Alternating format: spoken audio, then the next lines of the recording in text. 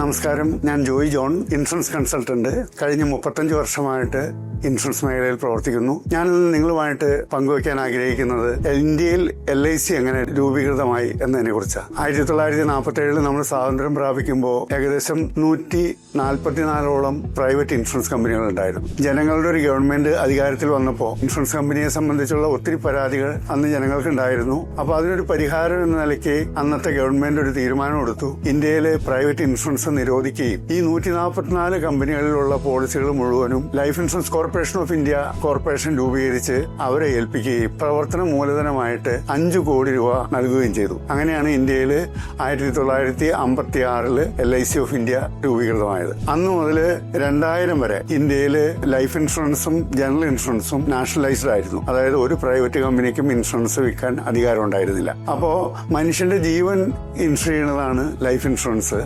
അതിന്റെ ചുമതല LICക്കായിരുന്നു. അതുകൂടാതെ ജനങ്ങളുടെ സ്വത്തും ബാക്കി എല്ലാം സംരക്ഷിക്കേണ്ടത് ജനറൽ ഇൻഷുറൻസിലൂടെയാണ്. അപ്പോൾ GIC ഓഫ് ഇന്ത്യ എന്നുള്ളൊരു സ്ഥാപനം കൂടെ രൂപീകരിച്ചു. അതിനെ 4ആയിട്ട് ഡിവൈഡ് ചെയ്തു.